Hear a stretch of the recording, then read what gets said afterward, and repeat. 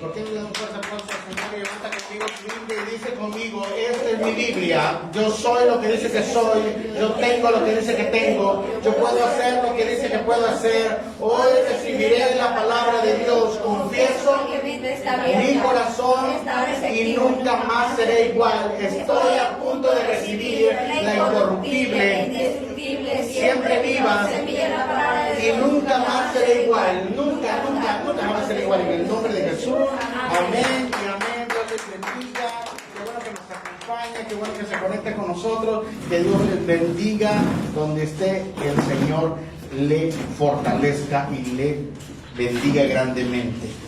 Hoy quiero hablar con ustedes de la gloria de Dios que abandona el templo. Es interesante la palabra gloria que aparece tanto en el Nuevo como en el Antiguo Testamento, que significa peso. La palabra hebrea, kabod, significa peso. Así que la gloria de Dios es la suficiencia de Dios, el peso, la sustancia de Dios para poder hacer todas las cosas. Y la gloria de Dios siempre ha tenido el objetivo de habitar en medio de nosotros. De forma simbólica, en el Antiguo Testamento estuvo en el tabernáculo. Y en el Nuevo Testamento estuvo en el templo, ¿verdad? Hubieron varios templos después del tabernáculo de reunión que hizo Moisés. Y de eso voy a hablar. Cómo la gloria de Dios estaba en medio de ese templo maravilloso que no solo era un centro religioso, sino era el corazón espiritual o la vida judía giraba alrededor de este templo, no era una simple edificio, una simple bonita arquitectura, sino que muchas cosas, tanto físicas, espirituales, giraban alrededor de eso. Y por eso voy a tocar 3 puntos sobre este tema. Número 1, vamos a hablar de la gloria de Dios que abandona el templo en los tiempos de Jesucristo. Número 2, vamos a hablar de la gloria de Dios que abandona el templo en los tiempos de Ezequiel. Y número 3, la gloria de Dios que reside en la iglesia.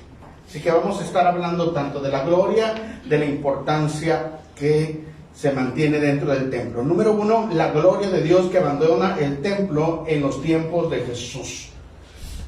Dice la Escritura en Mateo 24, cuando Jesús salió del templo y se iba, se acercaron sus discípulos para mostrarle los edificios del templo. Respondiendo él les dijo, ¿no ves esto? De cierto os digo que no quedará aquí piedra sobre piedra que no sea derribada. Ha empezado Mateo capítulo 24, uno de los capítulos escatológicos que hablan del tiempo del fin. Pues le preguntan a Jesucristo cuáles son las señales que habrá de venir. Y él empieza hablando del templo, ¿verdad? Jesucristo había estado algunas veces enseñando dentro del templo. Usted recordará que alguna vez le tiró la mesa a los cambistas, alguna vez los sacó con cuerdas, denunciaba abiertamente la idolatría, la religiosidad, la corrupción, ¿verdad?, que había dentro del templo, y decía, ustedes han hecho de mi casa una cueva de ladrones. Mi casa será llamada casa de oración. Ese siempre será el objetivo de un templo, de una iglesia, de un ministerio, que las personas se reúnan en esa fraternidad para orar, para buscar de Dios, para que la presencia de Dios habite en medio de nosotros. Pero ¿qué sucedía? Quienes estaban a cargo habían corrompido el templo. Ya no era un templo para buscar a Dios, era un lugar para hacer negocio, era un lugar para hacer un mercado, era un lugar de intercambio de animales para el sacrificio. Jesucristo se molestó cierta vez y los sacó. Otras veces los denunció y otra vez expuso la corrupción que había dentro de ese templo. 1, 2, 3 veces, muchas veces, hasta que ocurre esto de Mateo 24, cuando Jesús salió del templo. cuando nosotros leemos el contexto, es que Jesús está saliendo del templo para ya nunca regresar. Sería la última vez que Jesucristo visitaría ese templo. Quizá los discípulos vieron el asombro de Jesucristo de decir: yo vine a predicar el Dios de este templo. Yo soy el hijo del Padre que le oran aquí, y resulta que me han sacado. Resulta que no me quieren escuchar. Pues me voy a tener que ir. Así que Jesús toma la actitud o el pensamiento de decir: pues me voy a retirar de este mismo templo donde según adoran al Dios vivo. Los discípulos le dicen: Jesús, detente. ¿Ya viste la majestuosidad de este templo? Y aquí voy a hacer mención históricamente qué características tenía este templo. Número uno, el templo tenía una expansión, era una expansión del segundo templo. Sabemos que el primer templo es el templo de Salomón. Tardó 7 años en construirlos con oro, con piedras preciosas. Y luego, cuando llegaron los babilónicos, destruyeron ese templo. Obviamente por la rebeldía del pueblo. Pero cuando fueron exiliados después de 70 años, empezaron a construir un segundo templo. El tiempo de Zorobabel y Esdras. Ese templo ya no tardaron 7 años en construirlo. No tenían la economía como para hacerlo tan rápido, ni los diseños. Ese templo tardó ya 21 años en construirlo. Y lo construyeron personas no con los recursos que tenía Salomón. Así que sigue transcurriendo la historia. Y en el tiempo de Jesucristo todavía Herodes, que no era judío, sino idumeo, dice: yo quiero congraciarme con los judíos. ¿De qué forma los judíos van a quererme y yo los gobierne? Herodes el Grande, el que manda a matar a Jesucristo cuando es niño. Pero ¿de qué forma quiero congraciarme con los judíos? Ya sé, ellos siempre quieren su templo. Vamos a hacérselo más grande. El templo de Herodes tiene una dimensión de 500 metros por 300. 500 de largo, 300 de ancho. O sea que caben 21 estadios azteca en la dimensión del templo. Era algo extraordinario. Sabe que el estadio azteca es el más grande de aquí de México, ¿verdad? Pero son 21 veces la magnitud del templo de Herodes, que hizo esta expansión. Otro punto del templo. En cierta temporada, como en 8 años, estuvieron trabajando 10,000 personas en ese templo. Qué precioso. O sea, había personas dedicadas y trabajando día y noche por la obra que sería para buscar al Señor. Otro punto, 4. El templo de Herodes tardó 80 años en construir. 80. Empezó a construirse 19 años antes del nacimiento de Cristo y se terminó en el año 63. 80 años para construir este templo. El de Salomón 7, el de Zorobabel tuvo 21, pero el templo de Herodes, o la expansión del segundo templo, 80 años. Era algo magnífico porque estaba cubierto de láminas de oro y de mármol blanco. Así que cuando veían las partes cubiertas de oro, era como si el sol estuviera ahí en el templo, el resplandor del templo. Pero cuando veían las partes de mármol, era como si el templo tuviera nieve. Se veía metros y kilómetros la majestuosidad de este magnífico templo. 6. Josefo, que es un historiador judío pero no cristiano, nos testifica que existió un Jesucristo.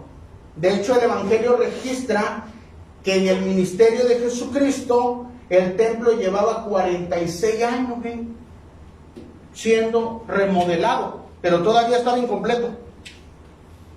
Terminarían en el año 63, solo 7 años antes de que lo destruyeran de nuevo. Una obra tan magnífica y tan grande y tan hermosa, ¿verdad?, que sus discípulos le dijeron a Jesucristo: míralo, es digno de mirarlo, de contemplarlo. Seguramente Dios estuvo involucrado ante todo esto. Pero resulta que aunque el templo estaba hermoso por fuera, por dentro estaba corrupto.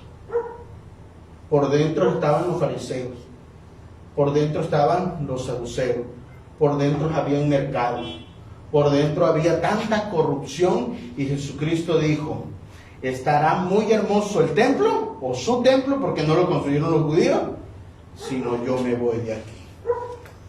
Y es donde la gloria de Dios, que el mismo Jesucristo, se va de ese templo.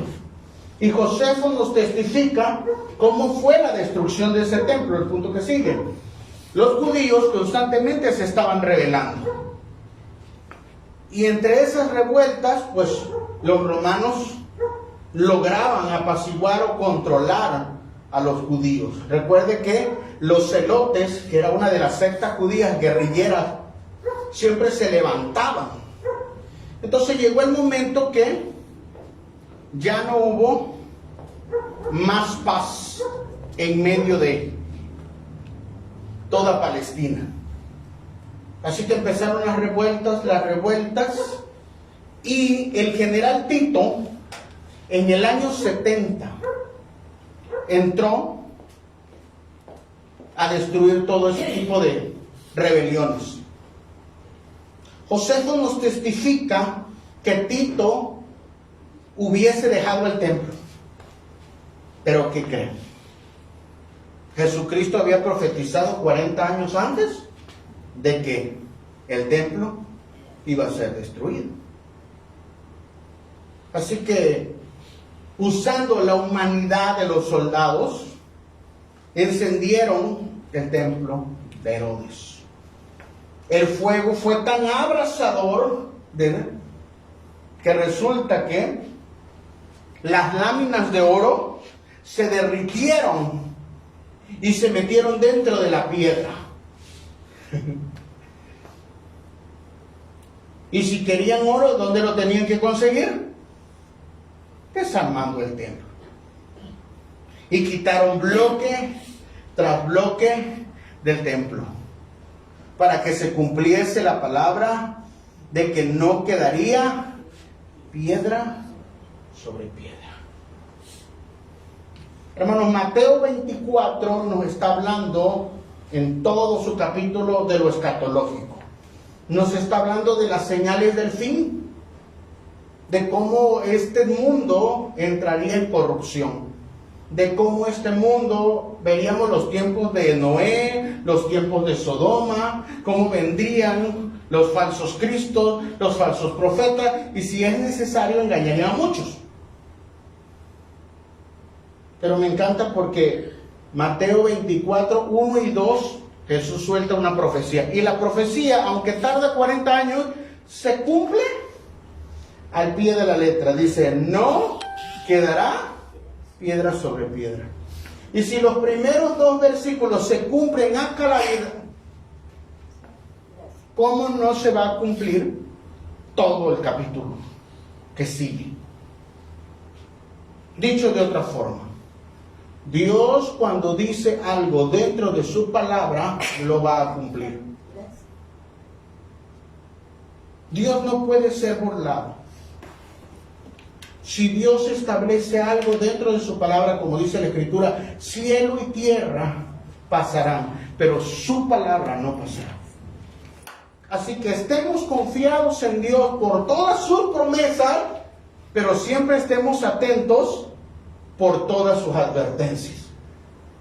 Y de esa forma Jesús nunca vuelve a regresar al templo.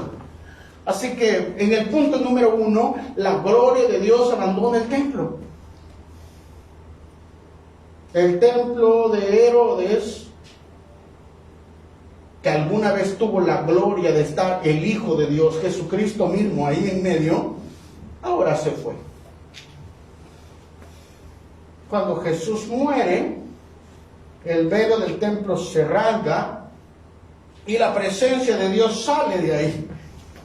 Y todos somos expuestos a la presencia de Dios.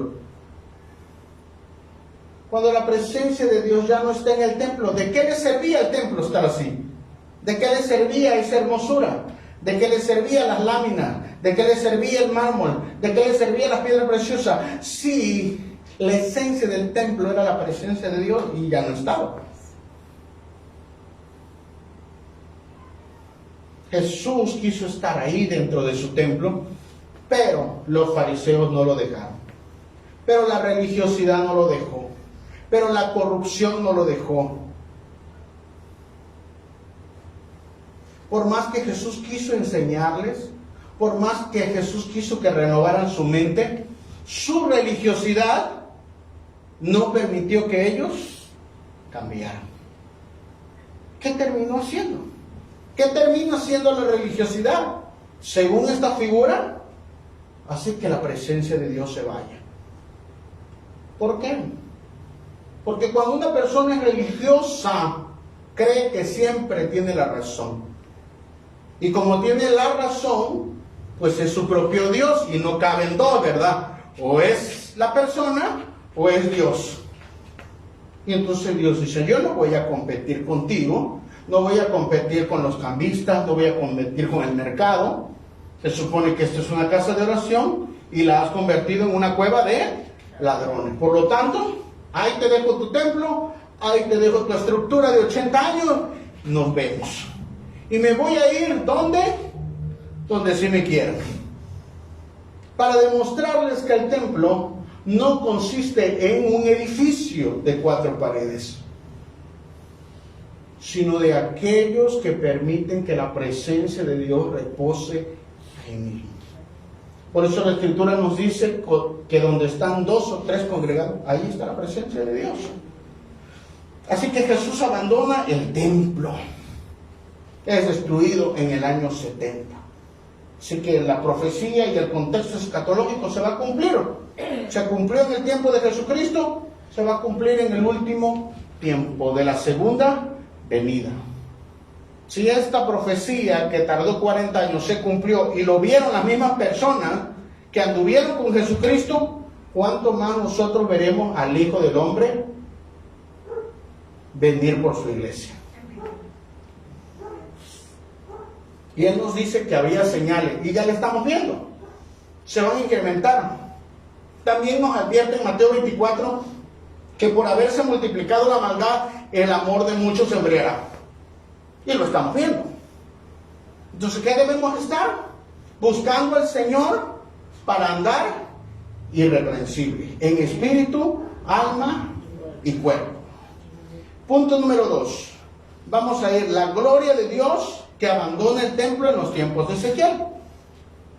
Y la Escritura nos dice, en los tiempos de Ezequiel, que Dios le mostró esta visión al profeta, pues lleva su propio nombre este libro, en el siglo VI.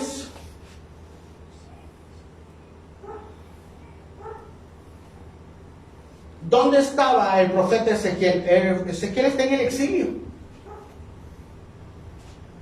Le dijeron al pueblo de Israel que se tenía que arrepentir. Una y otra vez. Una y otra vez. Tienes que arrepentirte. Tienes que cambiar. Tienes que hacer las modificaciones que necesitas. ¿Las hizo? No las hizo. Finalmente el templo fue destruido. Y a ellos se los llevaron cautivos. Jeremías profetizó, ¿no quieren obedecer a Dios? Bueno, ¿quieren obedecer a los ídolos? Pues vayan ¿a dónde? están los ídolos. Y llegaron los babilónicos y se los llevaron cautivos.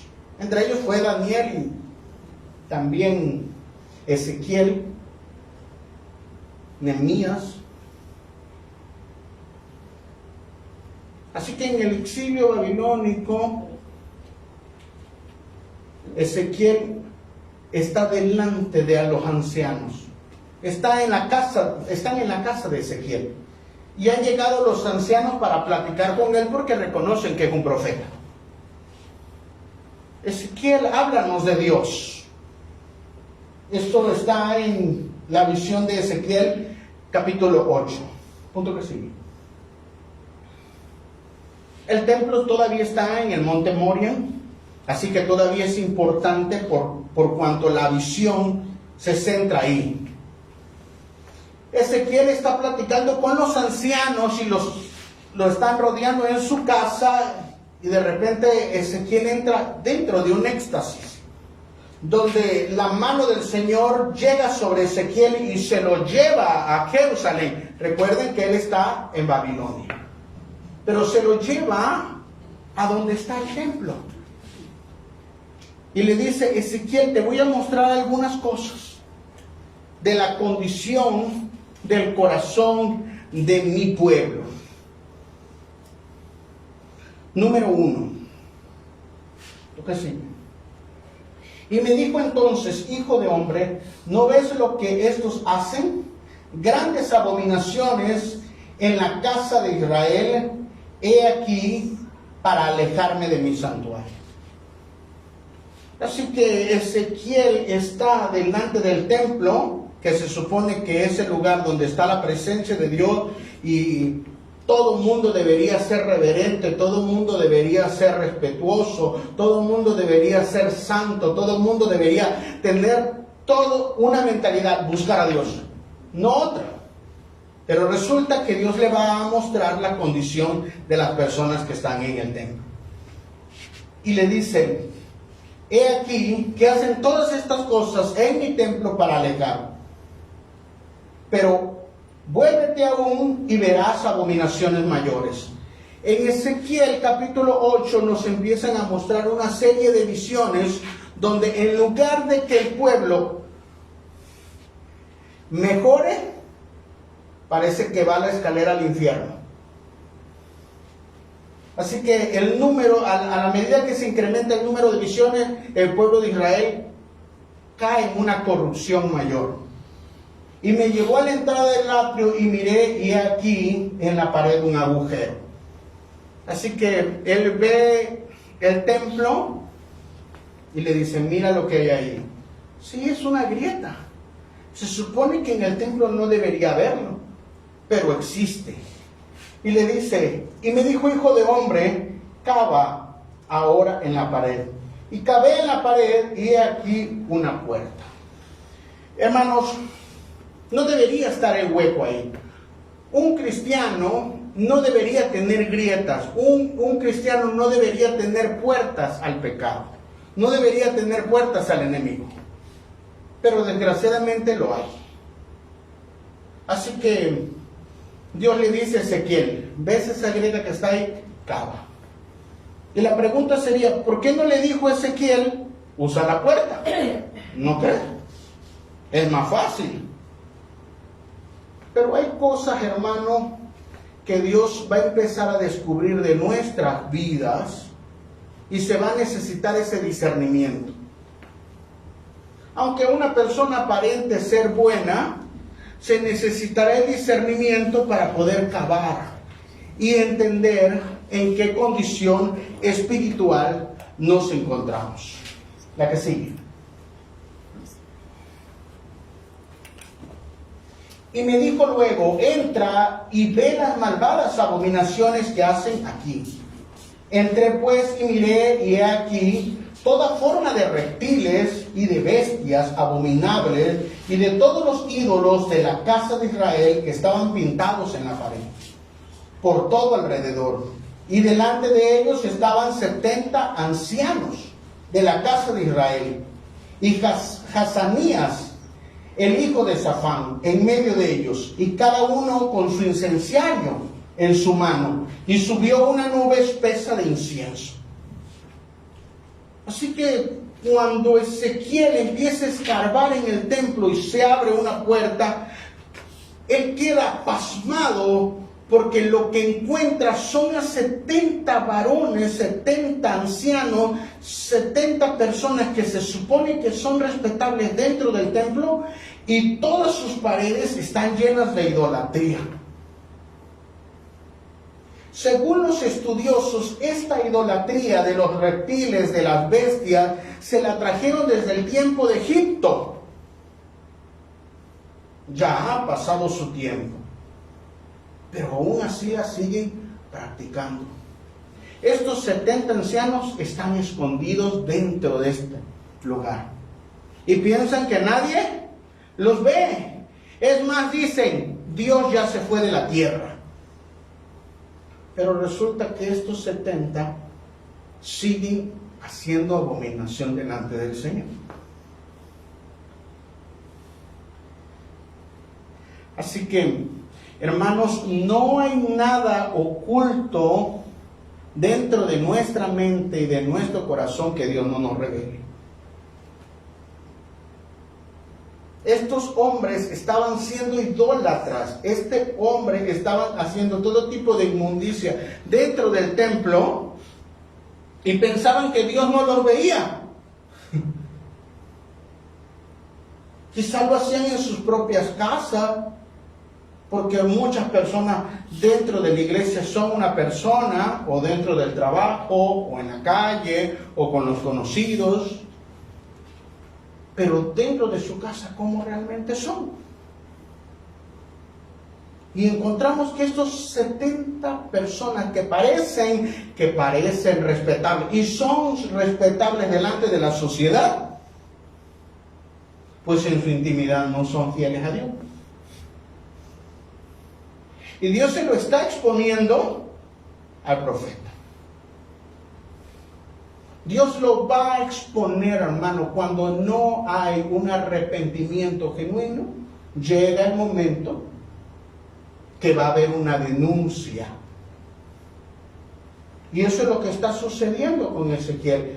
Dios le habló en cada sección por cada profeta. Ningún profeta del pueblo de Israel fue aceptado, porque les denunciaba su corrupción, porque les denunciaba su pecado. Así que a quien no mataron, a quien no persiguieron, a quien no oprimieron, y ahora Dios le muestra a este hombre, aunque ya están en el exilio, no se arrepintieron por lo que le pasó. ¿Ha visto personas que les pasan cosas por causa de sus malas decisiones y siguen siendo orgullosos? ¿Siguen creyéndose que están bien? ¿Siguen creyendo que tienen autoridad moral? No, hermano, yo soy respetable, yo tengo un nombre, yo tengo Biblia, yo me sé los versículos.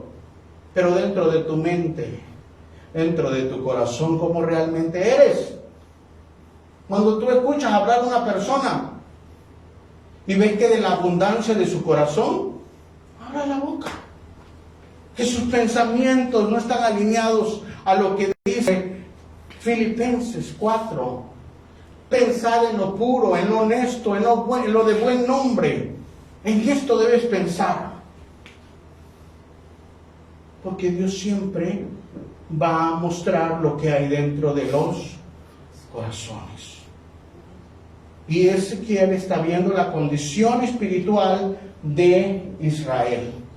Y lo hacen abiertamente. Dice que llevan su incensario en su mano y están adorando a Dios. Pero las paredes hay idolatría. Y eso solo significa que hay oración, pero también hay idolatría.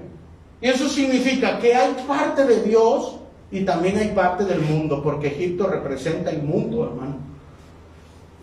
Y a lo mejor nosotros decimos, yo ya llevo 20 años de cristiano, 15 años de cristiano, 10 años de cristiano, pero tenemos las cosas del mundo todavía. Dentro de una iglesia somos respetables, dentro de una iglesia somos congregantes, pero ¿somos en nuestra casa realmente cristianos? Dentro de nuestro corazón. Pero hay oración, hermano, mire. Porque yo sé que hay oración, hay incienso. Pero está mezclado con la idolatría, está mezclado con las cosas del mundo, hermano. Así que Ezequiel piensa que ya vio lo peor, dice esta gente. Se supone que son los líderes, se supone que son los que nos guían. Se supone que son los que nos dan cátedra moral. Pero, punto que sigue. Y me dijo, hijo de hombre, ¿has visto las cosas que los ancianos de la casa de Israel hacen en tinieblas? Hermano, Dios es un Dios misericordioso, tardo para la ira y grande en misericordia. Dios no es un Dios que ridiculiza a la gente. Por eso Mateo capítulo 6 dice, entra a lo secreto. Y ahí tu Padre te revelará el secreto, y si te humillas en secreto, cuando estés afuera te va a exaltar. Pero ¿qué sucede? Como en los tiempos de Ezequiel, hay oración, pero hay corrupción. Entonces la gente pierde la capacidad de escuchar a Dios. Y piensa que es Dios, pero son ellos mismos. O son su propia idolatría.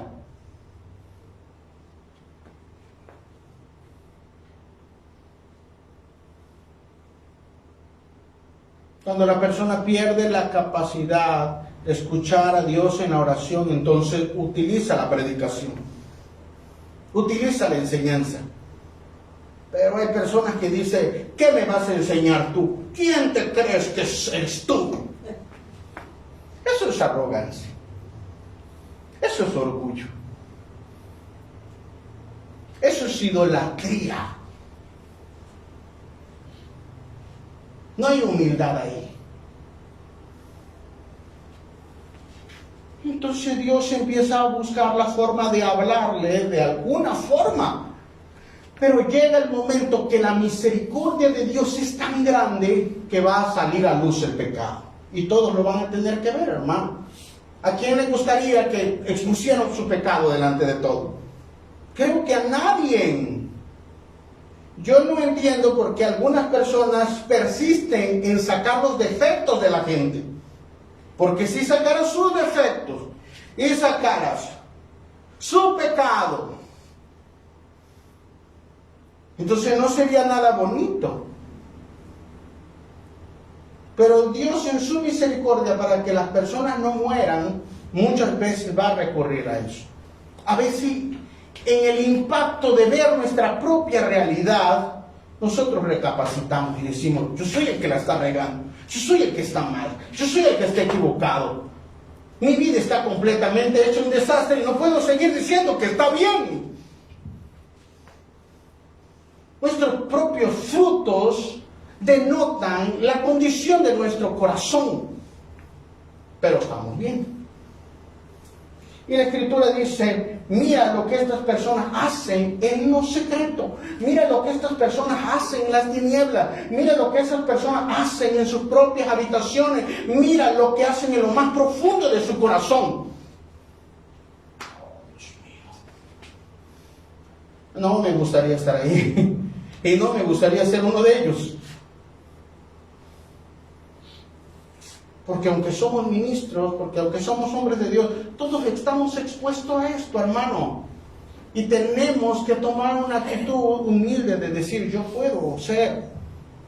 ¿A qué le está hablando la Escritura? ¿Seré yo, Señor? Porque dicen ellos, no nos verá Jehová. A veces las personas hacen cosas y dicen, lo hice con la mejor intención, pero Dios conoce con la intención que lo hiciste. Cada palabra que tú dices, cada gesto que hacemos nosotros, cada cada consejo que damos, cada argumento que damos, ¿qué representa? Que Dios conoce tu corazón. Y a Él no lo vas a poder engañar. Es decir, no, lo hice con la mejor intención. Sí, claro. Entonces Dios le está diciendo, Dios no nos ve. Y ese es el gran error, de que se ha reprobado la conciencia, porque Dios está en todos lados. Aún en lo más profundo de nuestro pensamiento, ahí está. Sí, que son descubiertos estos 70 que están en lo oculto y están dentro del templo, escondidos algunos, ¿verdad? Punto que sigue. Y me dijo, vuelve aún y verás abominaciones mayores que estas. No solo está la idolatría del celo, no solo ahora están los 70 ancianos escondidos, sino que dice, y me llevó a la entrada de la puerta de la casa de Jehová, que está en el norte, de donde viene la gloria de Dios, y aquí que mujeres estaban allí sentadas, endechando a Tamuz. Tamuz es es la única mención de este ídolo en toda la Biblia, y está en el libro del profeta Ezequiel. Este ídolo de apariencia femenina se supone que es la de la fertilidad. Así que las mujeres ya no están buscando la fertilidad en Dios, están buscando la fertilidad en el ídolo. Y eso habla de los métodos humanos. Y eso habla de los métodos perversos. ¿Sabe? Tamuz habla de la sexualidad corrompida. ¿Y cuántas veces las mujeres en este tiempo vemos haciendo todo tipo de inmoralidades por seducir a un hombre? Las redes sociales están llenas de eso, de pura inmoralidad. Y Tamuz está atrás de esto. Todo tipo de prácticas, todo tipo de perversiones, todo tipo de fetiches, todo tipo de desviaciones. La mujer se ha corrompido en esta generación también, pero no es algo nuevo. ¿Y dónde estaban? Dentro del templo. Así que muchas personas me pueden decir, pastor, pero estamos en el mundo es así, es una generación como la de Noé, es una generación como la de Sodoma y Gomorra, que son los tiempos del fin, claro. Pero Ezequiel está hablando en un contexto donde las mujeres están en el templo. Donde las mujeres utilizan todo ese tipo de perversidad dentro del templo.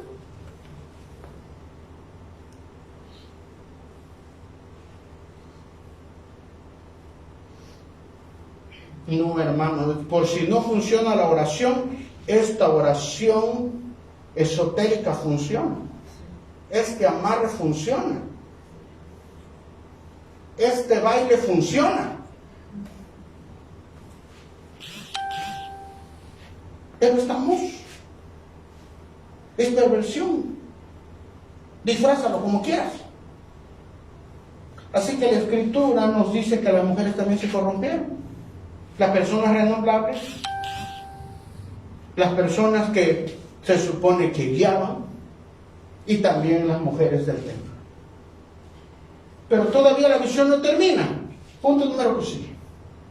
Punto que sigue. Y luego me dijo, ¿no ves, hijo de hombre? Vuélvete aún y verás abominaciones mayores que estas. Debería darnos miedo, porque y me llevó al atrio de dentro de la casa de Jehová, y aquí junto a la entrada del templo de Jehová, entre la entrada y el altar, como 25 varones, sus espaldas vueltas al templo de Jehová y sus rostros hacia el oriente, y adoraban al sol, postrándose hacia el oriente. Hermano, Cuando hice la investigación de esta temática, nos dimos cuenta que hay 24 tiempos para adorar, o 24 jefes para adorar dentro del templo, porque en el templo se adoraban las 24 horas. Así que había 24 personas encargadas. Y el sumo sacerdote, 25. El sacerdocio también se había corrompido. Y saben, le están dando la espalda al templo. Ya no adoran a Dios. Ya no creen en sus promesas. Pero están dentro del templo. Pero están viendo al sol. Y el sol representa a los signos del zodiaco.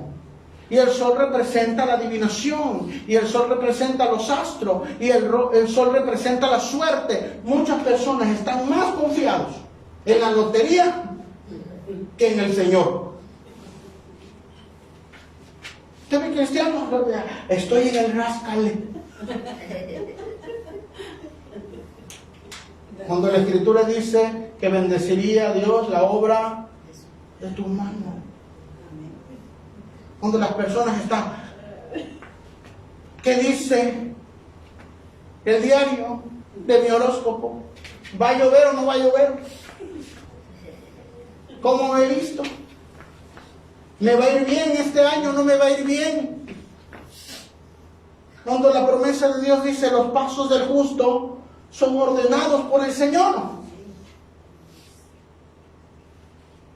Cuando el Señor dice, si eres obediente y no te apartas ni a diestra ni a siniestra, y no vas en pos de ídolos ajenos, sino que perseveras, Deuteronomio 28, estas bendiciones vendrán sobre ti y te alcanzarán. O sea que las bendiciones te tienen que perseguir.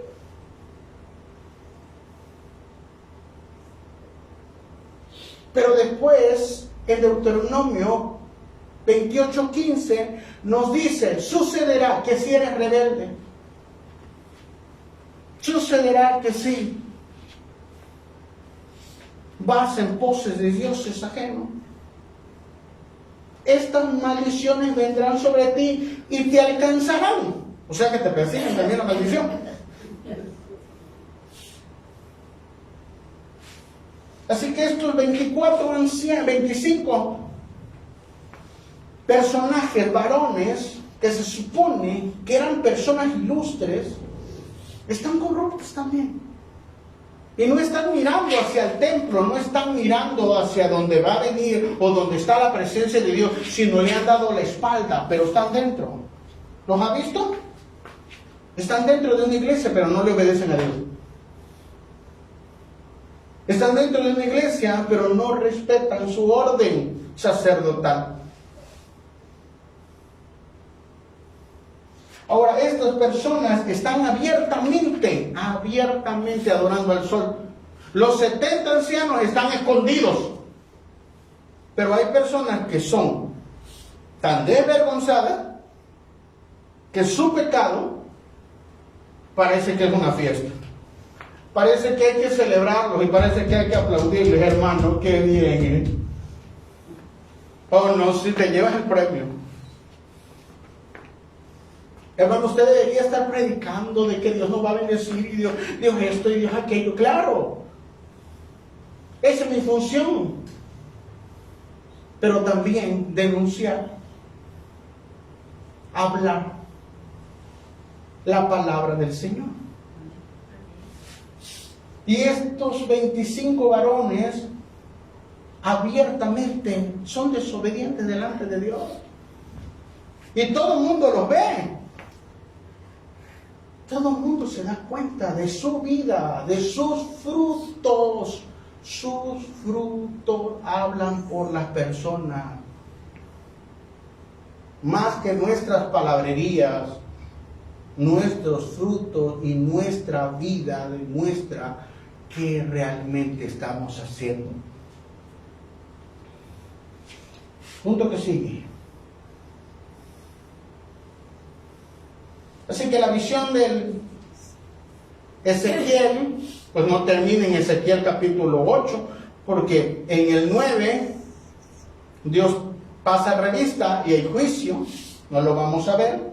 Y finalmente en Ezequiel capítulo 10 y 11, que yo espero que usted lo lea, la presencia de Dios se levanta y se va. Y nuevamente, aunque haya sido el templo de Salomón, con todas su lujo, la semana pasada vimos que Salomón sacrificó más de 20,000 bueyes y 120,000 ovejas, y la gloria de Dios cayó con la manifestación de fuego del cielo. Ahora la gloria de Dios se levantó y se fue. Ezequiel está sorprendido porque dice, pero es el templo, pero es la vida espiritual de toda una nación, sí, pero lograron sacar a Dios.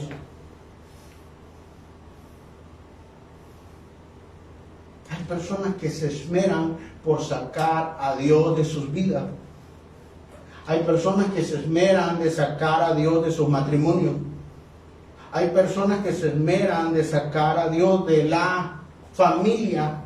Hay personas que se esmeran de sacar a Dios de sus congregaciones.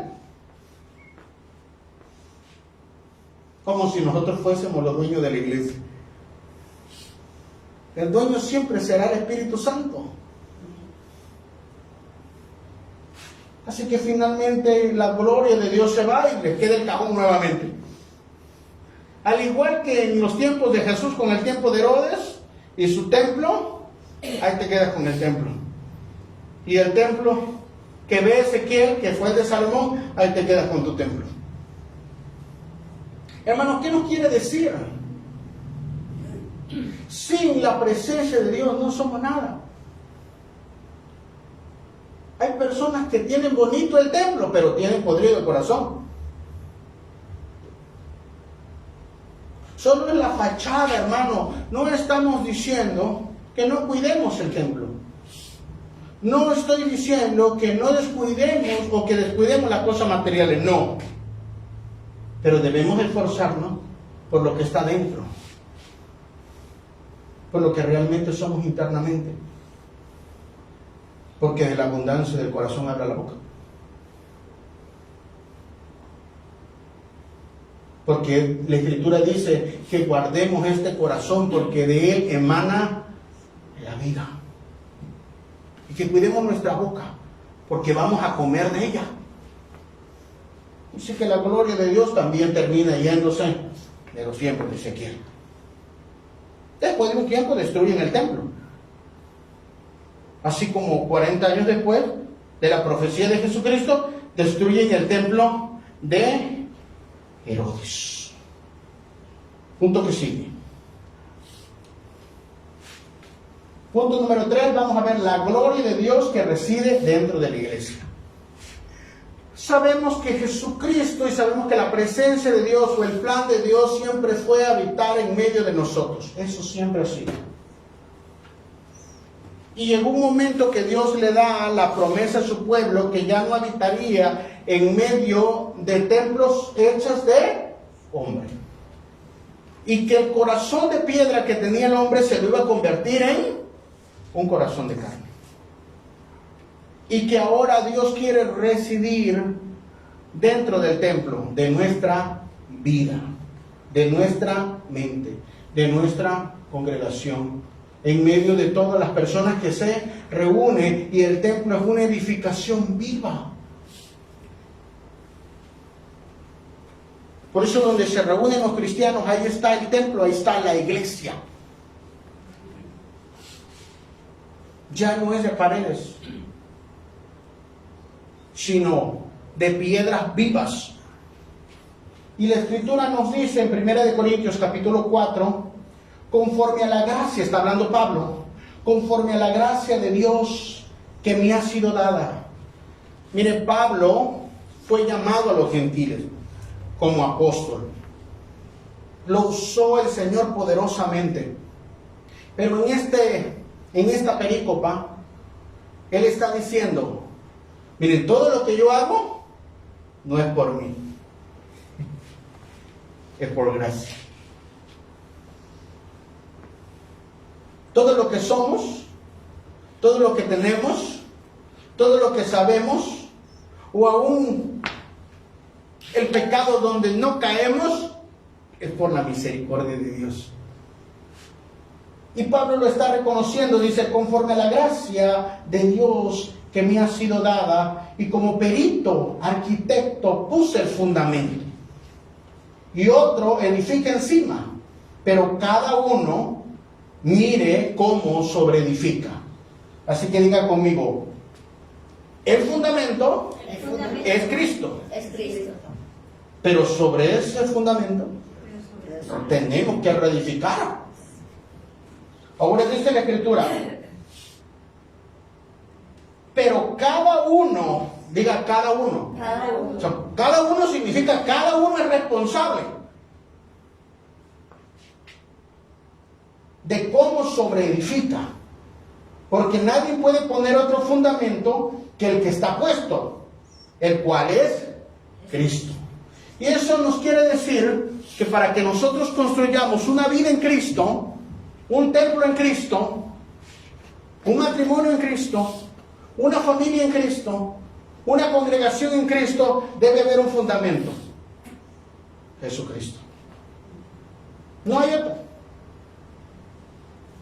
Cuando las personas aceptan a Jesús como Señor y Salvador, son salvos.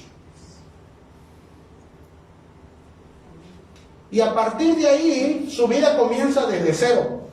Porque dice la Escritura, nueva, somos nueva criatura. Pero a partir de ahí se reedifica.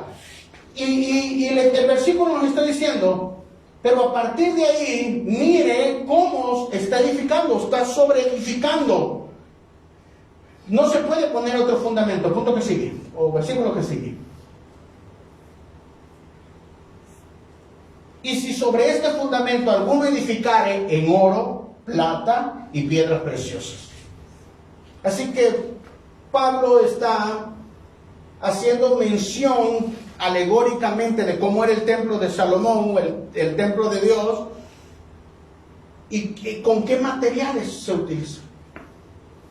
Y aquí hace una lista de materiales: oro, plata y piedras preciosas. Así que debemos estar atentos, dice, ¿con qué estás edificando? ¿Cuáles son los materiales con los que estás edificando tu vida, tu casa, tu familia? La congregación misma.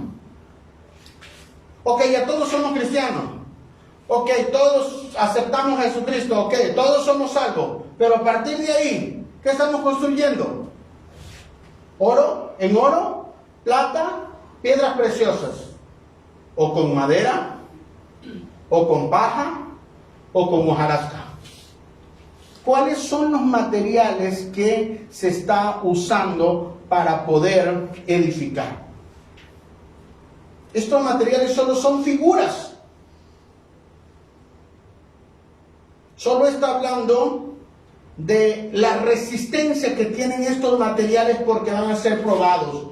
Dice, la obra de cada uno se hará manifiesta. Lo que tú hagas con tu vida, la gente lo va a poder ver. Y así como veía en el templo de Salomón, y así como veía en el templo de Herodes, wow, está laminado, wow, tiene mármol. Así van a ver nuestra vida. Y van a decir, wow, este sí es un cristiano. Wow, esta aquí tiene su familia bien ordenada. Wow, este sí tiene tu matrimonio buscando al Señor. Oro, piedra y plata. O madera, paja o hojarasca. La obra se va a manifestar, porque el día la declarará. Pues por el fuego será revelado. Hermano, lo que construyamos va a ser probado con fuego.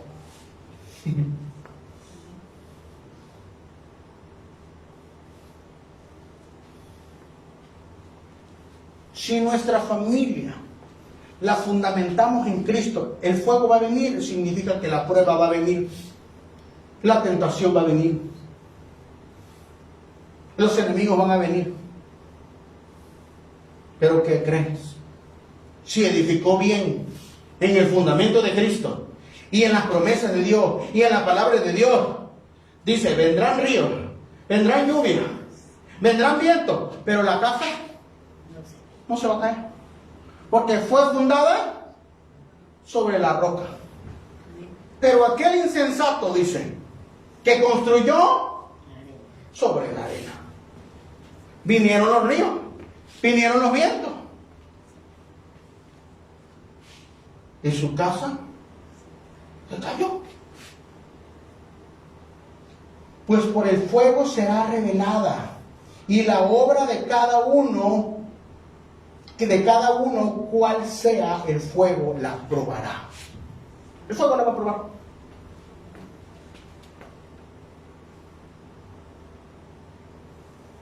¿En qué estamos construyendo?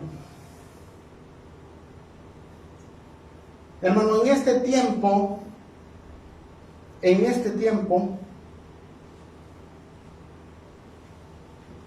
la gloria de Dios ya no se puede ir de un cristiano. ¿Sabía eso? Una vez que llega el Espíritu Santo sobre un creyente, el Espíritu Santo ya nunca se va. Es la promesa. Pero las consecuencias que tenía de que la gloria de Dios se fuera, y lo vimos en los tiempos de Jesús y en los tiempos de Ezequiel. Así que la gloria de Dios está aprisionada dentro de nuestros corazones. No se va a ir. La presencia de Dios no se va a ir, está ahí dentro del corazón cuando aceptamos a Jesús como Señor y Salvador. Pero ¿qué sucede? Lo podemos contristar y lo podemos apagar. Y las figuras de Ezequiel y de Jesucristo siguen vivas. Aunque la presencia de Dios no se puede ir, la presencia de Dios deja de interactuar con el cristiano cuando es una persona religiosa, cuando es una persona que no se deja enseñar, cuando es una persona que no está conforme a la Escritura, cuando es una persona idólatra, cuando es una persona corrupta. El Espíritu Santo se contrista. Y por eso veías al cristiano que brincaba y saltaba y ahora está más seco que un limón. Y no ese mandarín. Ellos siempre tienen agua. Porque el Espíritu se va contristando. Primero se contrista y después se apaga, hermano. Ahí va a estar la presencia de Dios. Pero es tiempo de encender el fuego. Por eso Jesús le dijo, Pablo le dijo a Timoteo, aviva el don, aviva el fuego que hay en ti. Hermano, ¿qué le estamos metiendo dentro de nuestro templo? ¿Qué hay realmente de nuestro corazón? Como en los tiempos de Ezequiel, abiertamente estamos en el pecado o lo estamos haciendo oculto, pensando que Dios no nos ve.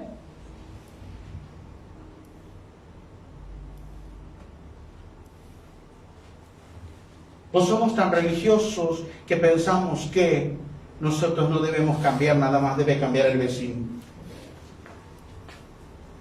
Que fulano cambie, que él cambie, yo no. Hay algunos puntos para reflexionar sobre el templo de Herodes, sobre el templo en el que Jesús estuvo y el templo que somos nosotros, la iglesia. Número 1. ¿Acaso no eres salvo? Hermano, desde que llegue el Espíritu Santo, debe empezar un proceso de regeneración. Pero hay personas que han experimentado o han sentido la presencia de Dios, pero no reside dentro de ellos, y eso va a ser muy triste. Porque aunque son cristianos, cada 8 le llaman, congregantes, que se saben Biblia, religiosos, fariseos, saduceos, no son salvos. Nicodemo no era salvo y era doctor de la ley. Si no está habiendo cambio en tu vida, ya lleva 10, 20, 30, 40, 50 años, sigue siendo el mismo. Sigo siendo el rey, dice. Sigo mandando yo en mi vida. Entonces deberías preguntarte, o deberíamos preguntarnos, ¿será que no soy salvo?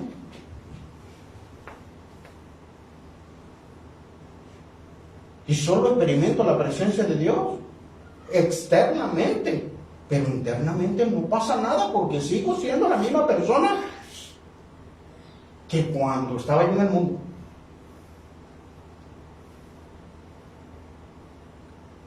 O a lo mejor hemos apagado al Espíritu Santo, o lo hemos contristado. Se necesita humildad para decir: yo he contristado al Espíritu Santo, yo he sido rebelde, hermano, yo soy orgulloso. El beneficiado seguiremos siendo nosotros, no seguirá siendo otro, porque el templo era el que necesitaba la presencia de Dios, no la presencia de Dios el templo. Así que si usted dice: no, a mí no me interesa, pues el templo es usted.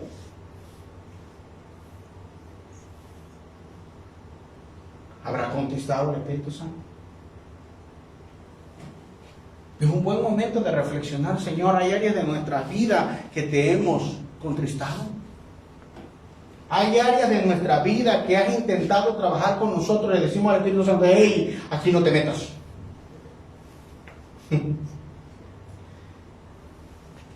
Punto número 2. Son para reflexionar. ¿No te has preguntado qué materiales estás utilizando para reedificar tu vida? ¿Con qué estamos reedificando, hermano? ¿Con oro? ¿Con plata o con piedra preciosa? Estamos edificando en la piedad, en el amor, en la fe y en la justicia. ¿Lo que estás haciendo es justo? ¿Lo que estás haciendo es motivado por el amor? ¿Lo que estás haciendo es motivado por el corazón de dar, la piedad? ¿O lo estamos haciendo y reedificando nuestra vida en la madera, en la paja y la hojarasca?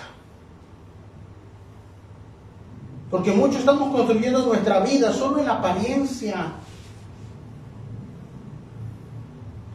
solo como me ve la persona, pero por dentro sigo siendo la misma persona.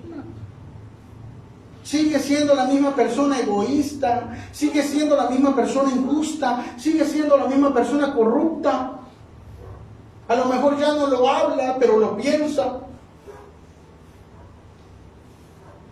Mediten la maldad. Para los que son casados y dicen: si yo enviudara hoy, me juntaría con fulano, me iría con fulano, ya está adulterando. Si no fuera porque yo tengo esta religión, yo me iría al mundo y me echaría una bailada, tomaría, haría lo que no. Entonces no estamos siguiendo a Dios por la motivación correcta. ¿En qué estamos edificando nuestra vida, nuestra casa, nuestra familia? Porque la prueba va a venir para todos, para todos. No nada más para el pueblo, también para los ministros, hombres de Dios. Si estamos edificando en la fe, si estamos edificando en los principios de la palabra de Dios, porque la prueba va a venir. ¿Cómo nos vamos a dar cuenta que un cristiano está edificando en oro, está edificando en plata y en piedras preciosas? Cuando pasa la prueba, sale más fortalecido. Hay un cambio de su corazón. Si era orgulloso, ahora es humilde. Si dependía de su fuerza, ahora depende de Dios. Si casi no tenía fe, ahora tiene más fe. Y continúa en ese cambio, en ese avance. Y Dios por eso lo lleva de gloria en gloria y de victoria en victoria. Pero también nos vamos a dar cuenta cuando una persona edificó en madera, heno y hojarasca, porque su obra se cae. Que venga el hermano bailando. Pero hermano, con todo esto voy a servir, y yo, hermano, yo estoy comprometido en buscar a Dios. ¿Y el hermano? No, el hermano ya se fue. No, el hermano no aguantó, no buscó, dijo que el mundo era más fácil. Las personas construyen en la emoción. Ser cristiano es para valientes. Ser cristiano nos va a llevar tiempo, porque estamos edificando la casa del Señor.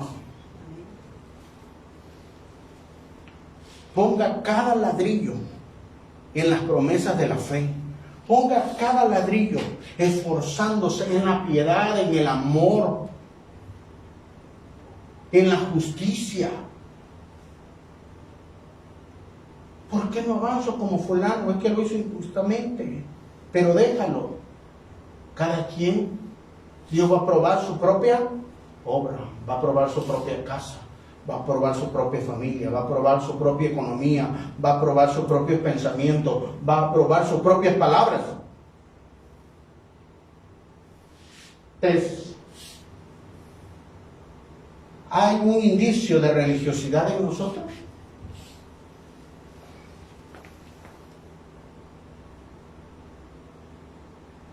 A Jesús lo sacó la religiosidad del templo. ¿No será que hay religiosidad dentro de nosotros que nos hace no querer aprender de Dios? Yo no necesito que nadie me enseñe, ¿eh? Yo directamente. Una conexión directa. La Biblia se equivocó entonces.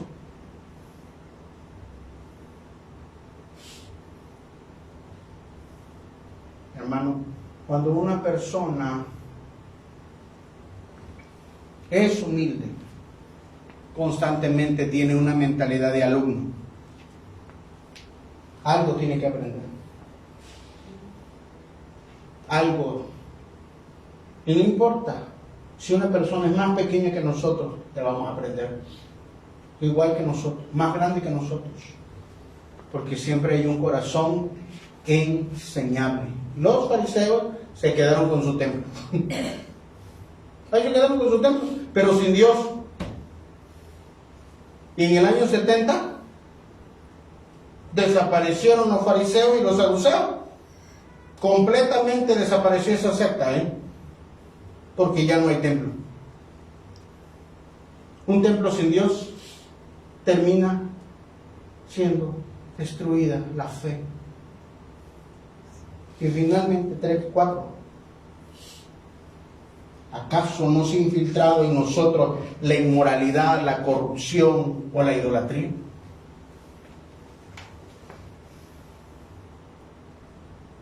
Pastor, yo ya no tengo un ídolo.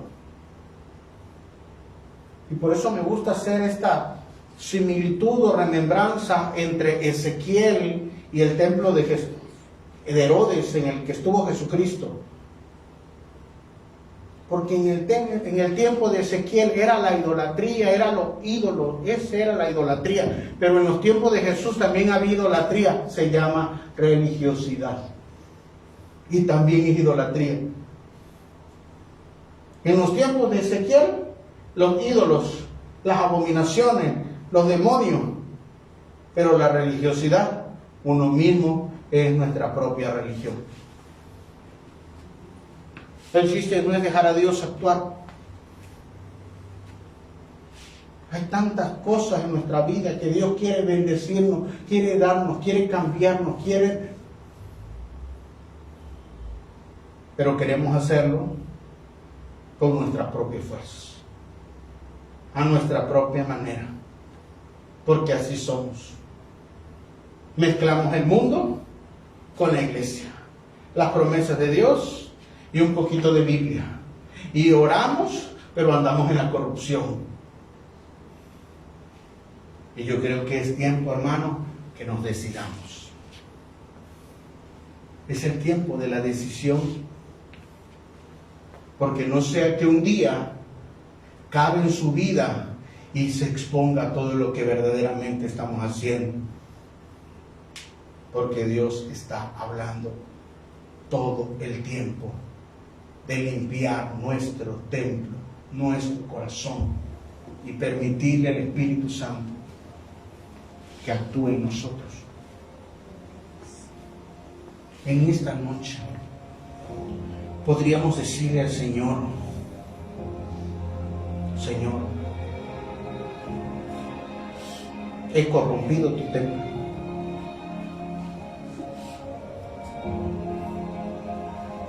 No te he permitido actuar.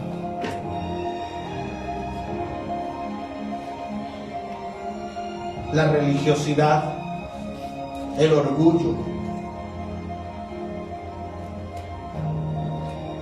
las cosas del mundo. Hermano, debemos reflexionar. ¿Sabe por qué? No esperes a que llegue el momento de la eternidad y te des cuenta que por orgullo no cambiaste y de nada sirvió lo que hiciste en toda tu vida.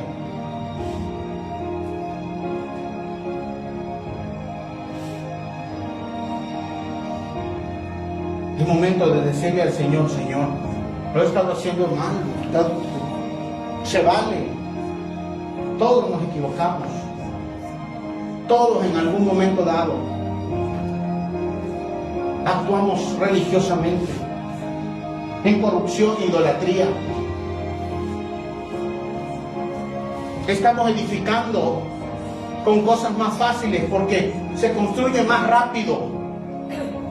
Pero ¿sabe qué? Eso se va a caer. Nuestra vida se va a caer. Nuestra casa se va a caer. Nuestra familia se va a caer. Algunos de nosotros ya hemos recibido los estragos. ¿Seguiremos reedificando de esa manera? Se necesita humildad para decir: Señor, perdóname, perdóname, me he rebelado contra ti. Me rebelé contra ti. Y quiero comenzar sacando toda la idolatría. Saca toda la idolatría. Saca toda la idolatría. Señor, en el nombre poderoso de Jesucristo, que esta iglesia, que este ministerio, Dios, se edifique sobre la roca, se edifique sobre tus promesas, se edifique sobre la palabra de Dios, tu presencia, Dios, el tiempo que nos lleve, Dios, pero edificaremos sobre tu promesa, edificaremos sobre tu obediencia, Dios, sobre la obediencia de tu palabra. Corrígenos si es necesario, Dios. Alinea nuestros pasos. No nos permitas desviarnos ni a diestra ni a siniestra, Dios. Hoy en este día, ayúdame. Ayúdame. ¿Sabe? La gloria de Dios se fue del templo de Herodes y los judíos fueron esparcidos por todas las naciones. Por 2000 años estuvieron esparcidos en cada nación, en cada ciudad. Pero la presencia de Dios fue a cada ciudad. La presencia de Dios se fue de un templo edificado en piedra, pero reside en cada cristiano ferviente que le permite hacer todo lo que Él quiere dentro de su corazón. Es por eso, cristiano, que estás orando fervientemente, que estás creyendo la palabra fervientemente, que estás orando fervientemente, vas a empezar a experimentar, a ver los milagros. Vas a empezar a ver cómo tu casa es movida por el poder del Señor. Aunque tus enemigos te rodeen, la gloria de Dios que reposa sobre ti los hará huir. Por un camino vendrán, pero por 7 tendrán que huir. Y tu casa no caerá, se mantendrá firme. Sigue manteniéndote fiel, sigue manteniéndote en las promesas, en las palabras del Señor. Sé que es fácil construir con arena, es fácil construir con madera, pero recuerda, el fuego lo consumirá.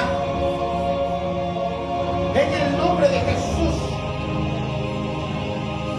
si has estado edificando con lo fácil, con lo corrupto, con lo humano, dile: Señor, hoy me arrepiento y te pido que me des oro refinado, fe refinada. Oh, toda obra la haga en buena justicia de nuestro Señor Jesucristo para edificar tu casa. Padre, en este ministerio edifiquemos a los hombres de Dios en justicia, en paz, en gozo, en el poder del Espíritu Santo. Creo que viene ese tiempo, hijos. Creo que viene ese tiempo en que la gloria de Dios reposará sobre ti. Ahí donde estás vas a ver los milagros. Vas a ver cómo tu casa cambia. Vas a ver cómo tu negocio cambia. Vas a ver cómo tu matrimonio cambia. Vas a ver cómo eres influencia. Vas a ver cómo el testimonio que das impacta los corazones. Vas a ver cómo al poner las manos sobre los enfermos sanan en el nombre de Jesús.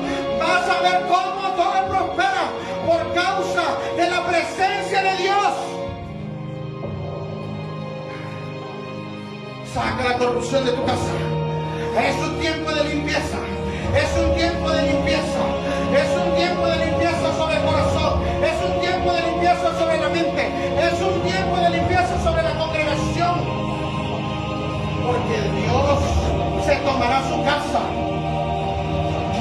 La disciplina comenzará por la casa. Pero la gloria que va a residir, el peso y la autoridad que Dios te va a dar, lo van a poder ver las personas que están alrededor de ti. Las personas que se levantaron contra ti van a ver que tú no estabas haciendo justicia, paz, gozo en el Espíritu Santo. Señor, en el nombre de Jesús, que toda idolatría, que toda injusticia, que todo lo humano caiga a tierra en el nombre de Jesús y se reedifique en tu palabra, se reedifique en oro, se reedifique en plata, se reedifique en piedra preciosa, que las personas puedan ver el brillo de tu gloria en cada vida, que las personas puedan ver tu gloria, Señor, en cada familia, puedan verlo en cada economía. Y si tu casa había estado apagada, y si tu casa había estado contristada, y si no habías dejado operar el Espíritu Santo, hoy dile: Señor, yo me arrepiento. Y dile: te doy libertad, Espíritu Santo. Te doy libertad para que me cambie. Te doy libertad para que obres en mi vida. Te doy libertad para que obres en mi matrimonio. Te doy libertad para que obres en mi mi negocio. Te doy libertad para que obres en mis hijos. La gloria de Dios está sobre ti. La gloria de Dios está sobre cada creyente. Así que en el nombre poderoso de Jesús se desarraiga toda obra de las tinieblas. Se desarraiga en el nombre de Jesús ahí donde están conectados. Ahí en el nombre de Jesús reciban de la presencia de Dios, del fuego del Espíritu Santo. Que fluye, que fluye. Donde estés, que fluye. En el nombre de Jesús hay sanidad por causa de la gloria de Dios. Si no has aceptado a Jesús, dile: Señor, te acepto como Señor y Salvador, pero quiero que tu gloria repose sobre mí.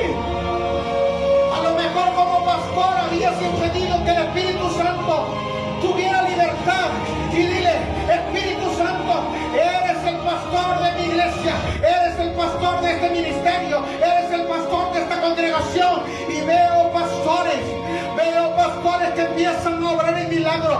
Atrévete a orar por los milagros, atrévete a orar por las sanidades, atrévete a orar por la liberación en el nombre de Jesús. Ahí la gloria de Dios se va a manifestar en tu vida. Y que no importa la distancia, no importa la distancia, hay libertad, toda atadura se va en el nombre de Jesús, toda hechicería se va, toda idolatría se quiebra, toda maldición se quiebra, toda arma forjada se quiebra en el nombre de Jesús, por el poder de la sangre de nuestro Señor Jesucristo. Ahí donde estás, experimenta el poder de Dios, experimenta el toque del Espíritu Santo, experimenta el fuego del Espíritu Santo, experimenta las manos fuertes del Espíritu Santo. Dile: Señor, quiero que residas en mi corazón. Te doy libertad, entra en mi corazón. Ahí, fuego de Dios, fuego de Dios, fuego de Dios, fuego de Dios, en el nombre de Jesús. Pon las manos sobre los enfermos y sánalos en el nombre de Jesús, por causa de la presencia de Dios que está sobre ti. Ahí donde está tu negocio, expándelo, expándelo. La visión se expande en el nombre de Jesús.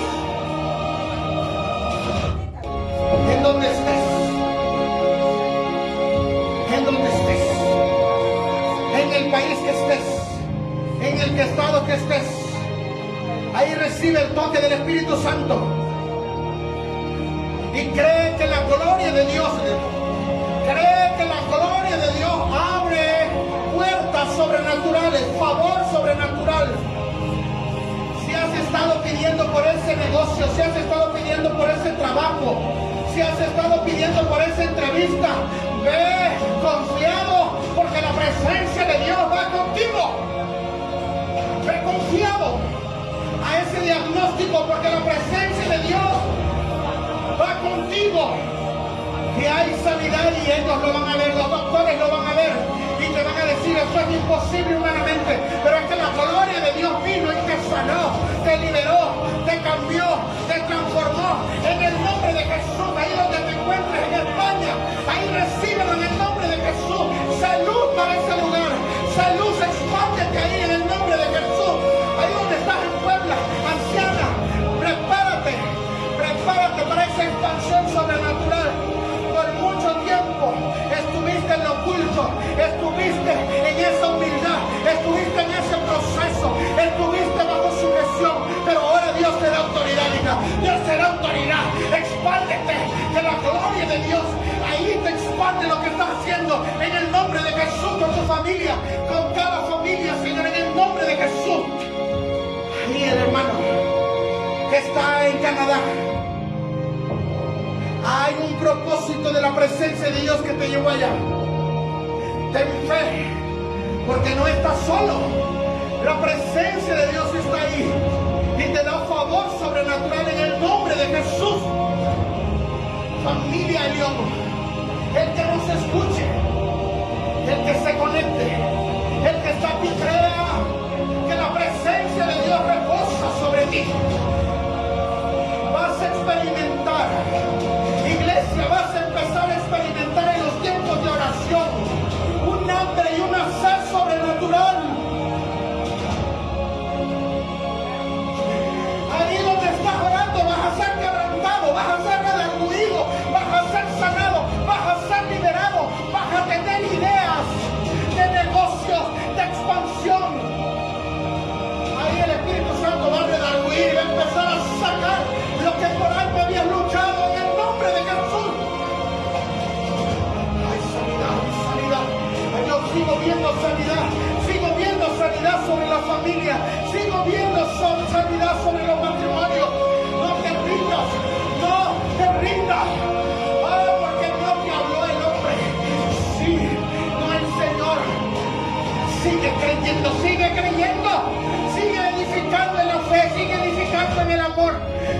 edificando en la humildad en el nombre poderoso de Jesús. La gloria de Dios, la presencia de Dios trae un hambre sobrenatural sobre cada uno de la familia que están conectadas con nosotros. Es una temporada para nosotros, es una temporada para esta iglesia, es una nueva temporada para nosotros. Limpia tu casa, limpia tu templo, limpia tu mente, limpia tu corazón, y la presencia de Dios lo transformará todo en el nombre